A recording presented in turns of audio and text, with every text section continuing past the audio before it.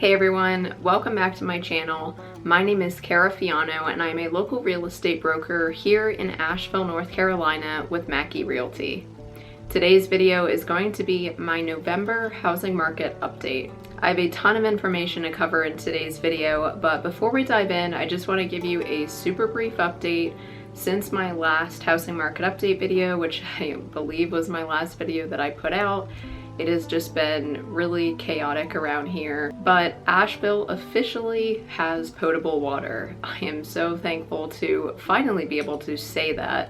Today is actually Thanksgiving when I'm filming this, and I believe it was last Tuesday that potable water officially came back to the city of Asheville. And it was a very long journey getting to that point, but like I said, just so grateful to have that back. It really feels like a luxury to be able to wash my dishes and do laundry and everything in my own home. So I'll be talking a little bit more later in the video about what else has been going on around Asheville, but for now, let's dive right into some statistics. As always, I'm going to be breaking up this video into a few different sections, those being price, inventory, mortgage news, local news, and other news. I'm actually going to be adding another category into this video, and that is green news. I'm not sure if I'm going to keep that going forward, but for this month's video it made sense as I had a few different statistics around that category to share. Alright, let's dive into price on a national level. The median home price for existing homes in October surpassed $407,000. This is a 4% increase year over year on a national level. According to Zillow, home prices are anticipated to grow by 2.95% between October of this year and October of 2025. They also anticipate the number of home sales reaching 4.3 million, which would surpass the 4.1 million we saw last year and the 4 million we are anticipating this year. So overall, prices on a national level are continuing to appreciate and home sales are anticipated to pick up going into next year. Let's talk now about price on a local level. The average sale price in the Asheville region was almost $544,000 in October. This is a 6.5% increase from last year. The median sale price reached $420,000 in October for the Asheville region, which is a modest 1.2% increase from a year ago. So a pretty similar story here locally. Prices have continued to increase. Now, of course, keep in mind that Hurricane Helene impacted this area greatly, and it'll take a while to ultimately see the effects of the hurricane on the real estate market. So it's really tough for me to say whether or not home prices will increase or decrease, whether inventory will increase or decrease. We'll dive into inventory here in a minute, at least on the very near term and kind of what we're seeing. But overall, I've heard some experiences of people that have dealt with this sort of natural disaster, you know, from Hurricane Katrina, for example. And what a lot of people ended up finding was that over, the next 12 months or so, the market might be a bit unusual. We might start to see dips in the market, but after about a year mark, things will kind of turn to normal, at least in terms of real estate. So just keep that in mind. I will of course keep you guys updated in future videos and let you know how the market's doing and just also how the general region is doing. But for now, let's continue on and move into inventory on a national level. Total housing inventory is up by 19.1% year over year. This is a really good sign. As many of you know, we have been in an inventory shortage for quite some time. It is important to note here that the month supply of inventory is 4.2 on a national level. If you've watched my videos in the past, you will know that this means we are still in a seller's market.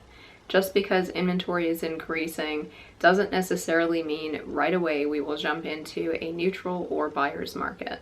Let's move now into inventory on a local level. Not surprisingly, new listings for the Asheville region in October were down 42% year over year. This makes a lot of sense given the fact that Hurricane Helene hit this area at the end of September.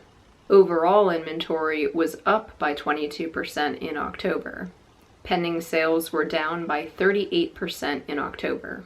Month supply of inventory on a local level is 4.1, so very similar to that 4.2 national number I mentioned just a bit ago.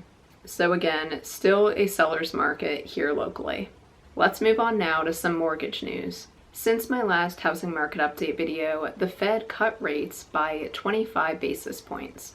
The chances of the Fed reducing rates by another 25 basis points has been reduced to about a 45% probability for December.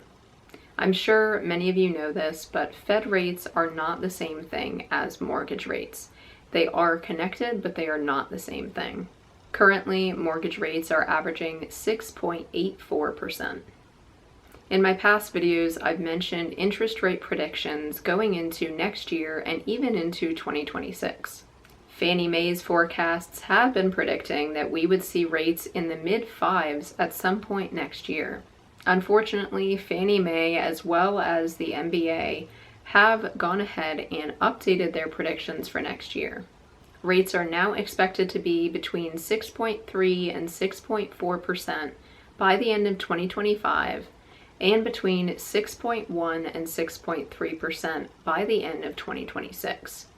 So, as you can see, rates aren't exactly expected to drop at the pace we previously had thought and hoped that they would, though they are still anticipated to drop some. Some economists are predicting that Trump's plan to impose tariffs will widen the deficit gap and lead to increased inflation.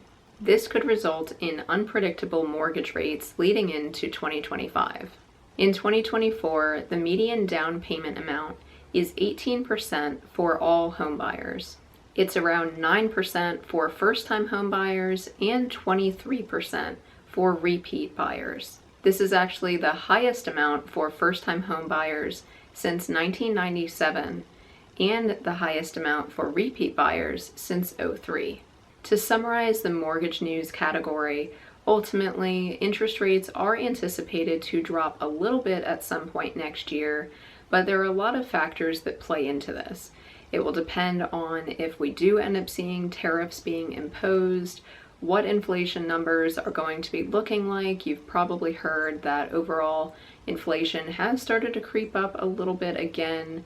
And ultimately, there are just so many factors that play into this, it's hard to predict what is going to happen. It's likely that because rates are still in the upper 6s, we're going to see that lock-in effect continue longer than we previously anticipated. For those of you that don't know, the lock-in effect is where homeowners currently have a rate locked in, maybe in the 2s or 3s that they locked in back in 2021, 2022, and they really don't want to give up that great rate and end up paying a higher amount for a home that is similar to theirs and ultimately end up with a bigger monthly payment for essentially the same thing. So this is impacting inventory greatly, and it's likely that we will see that continue if rates stay high. I mentioned this in videos in the past, but I think it's also worth throwing in here too. Interest rates right now on a historical level aren't high, they're just high compared to the past few years. But rates, a decade or more ago used to be, even in the teens. And so rates around 7% or even the mid or upper 6s aren't overall that bad. That being said, overall affordability is not great at the moment, given higher prices and higher interest rates compared to the past few years.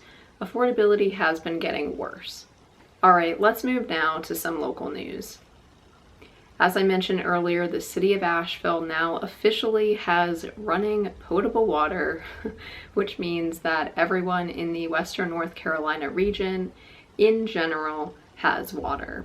Of course, there are still some areas that were heavily impacted, like Chimney Rock, Lake Lure, Burnsville, some areas where roads were completely wiped out, towns were wiped out, just utter destruction, basically. And so, of course, not every single person in this area has water, but on the whole, things are certainly getting better here. Since the last vlog style video that I put out, where I did a little bit of volunteer work, I wanted to give you guys a little bit more of an update. Since that video, I did do some more volunteering. I didn't end up filming it. It was just really difficult to kind of film that day. It would have been just kind of impossible. We volunteered with our church from like 9 a.m. until what was supposed to be 3 p.m., but I think we were out there until like 4:30. And we went to multiple different homes and we helped people who basically weren't able to clear, you know, either trees, branches, debris of various kinds from their properties. So we helped them to do that. The first property we went to was in Arden, and that one was basically just an older woman who had a lot of different branches, and she even did have some trees fall, but she had some arborists come and ultimately take care of that. But we helped clear just so many branches and debris from her yard. That was a lot. We probably spent maybe 2 hours there. The next place we went to was in Fletcher. They had, gosh, I don't know, maybe like 7 like big trees fall. Thankfully nothing on their home, but they were just all strewn about their yard. So people in our volunteer group had brought chainsaws. A couple people had trucks, so we were loading up the trucks with the logs and taking them out to the road so that they could be taken away. And that was a lot. We didn't finish that job. That's going to be like a multi-day job.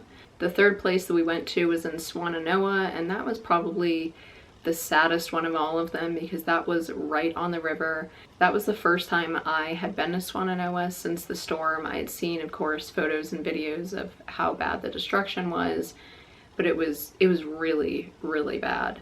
These people, thankfully, their home was built up probably like 6 feet off of the ground, but you could see like in their crawl space just, you know, how high the mud had ultimately gotten.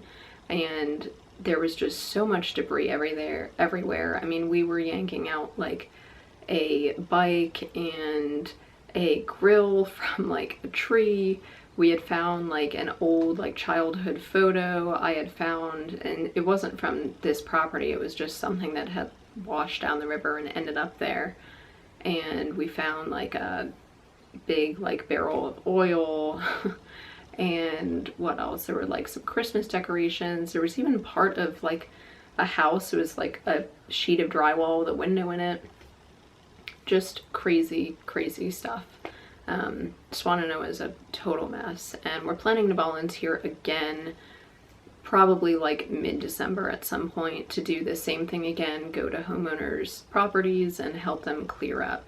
It's a really rewarding experience, extremely exhausting, like hauling logs and big debris for like 7 hours, but it's really rewarding and the homeowners are so appreciative of it. I'm probably not going to film that when I volunteer in the future. Maybe I'll try to snap a couple quick photos to just show you guys, you know, the damage. But ultimately it's people's private property and it feels a bit weird to be filming that. So I think I'll just verbally update you guys or maybe include photos in a future video. But that's a little bit of what's going on around here.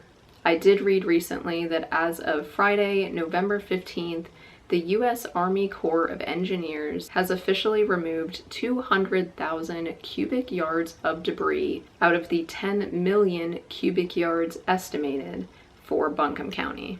So that statistic just goes to show how much work there still needs to be done around here. And of course, any help that you guys have to provide is always appreciated, whether it's, you know, donating to a cause that you know the money is going to go to the right place, or whether it's, you know, boots on the ground coming to help out.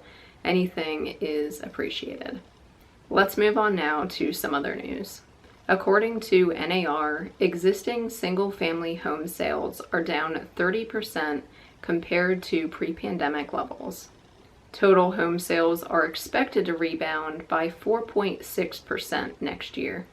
I recently read an article that discussed the top 5 places across the country where people are leaving and the top 5 where people are moving to. And I found the results quite interesting. In the top 5 for places where people are leaving were places like Los Angeles, New York, San Francisco. This wasn't ultimately too surprising. It's been happening for a few years now that more and more people are leaving big cities, and California has been experiencing, a lot of people leaving that state over the past few years. In terms of where people are going to, Sacramento actually was at the top of the list, and Myrtle Beach was in the top 5 as well, which I found kind of surprising. According to NAR's profile of buyers and sellers, the first-time home buyer market share decreased to 24%. This is unfortunately a historic low and down from 32% that we saw last year, so that is quite a big decrease.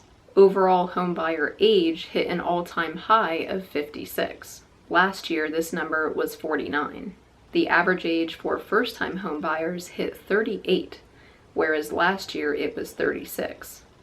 For repeat buyers, the average age was 51, which is higher than 58 last year. I believe that this statistic shows pretty clearly that affordability is certainly not heading in the right direction. A first-time home buyer average age of 38 is quite high. A final piece that I want to mention in this category is that 36% of Americans surveyed in October said that if they had to move, they would prefer to rent instead of buy. I'm curious to hear from you guys. Leave me a comment down below and let me know, if you had to move right now, would you prefer to rent a property or buy a property? That covers everything for the other news category. I want to wrap up this video by going over a few green statistics. Green homes have become more popular over the years. According to the National Association of Home Builders, 73% of prospective homebuyers would like a property that is ENERGY STAR certified. According to NAR, 63% of realtors state that eco-friendly features help a property to sell faster. According to Freddie Mac, nearly 60% of millennials are willing to pay more for a sustainable home. Furthermore, according to Zillow, homes that are marketed as eco-friendly are selling on average 9 days faster. The last statistic I have to mention is that according to EnergyStar.gov, homes that have either an ENERGY STAR or LEED certification rating are selling for 2 to 8% more. Now, I know that that was a lot of different statistics around green buildings, but overall, the point I wanted to get across is that homes that tend to have those more eco-friendly features or have some sort of green certification tend to sell for more money and quicker than other homes. For those of you that aren't aware, last year I received my green designation, which helps me to be able to better help people who would like a non-toxic home, would like to make their property more energy efficient, or just purchase a property that's already set up with those green features. So if you guys have any questions on anything regarding that topic, always feel free to reach out to me. And on that note, this wraps up everything for today's video. I really hope that you guys enjoyed it. If you have any questions at all on the real estate market, the Asheville area, just anything in general, always feel free to reach out to me. I'll leave my contact info here on the screen. Feel free to call, text, email, anything works. So hope that you guys enjoyed this one. As always, hit the subscribe button, hit the like button, share this video with your family and friends. If you'd like a copy of my free homebuyer guide, reach out for that as well, or a free CMA if you're thinking about selling your property. Always happy to help. So, all right, everyone, I'll see you very soon in the next one.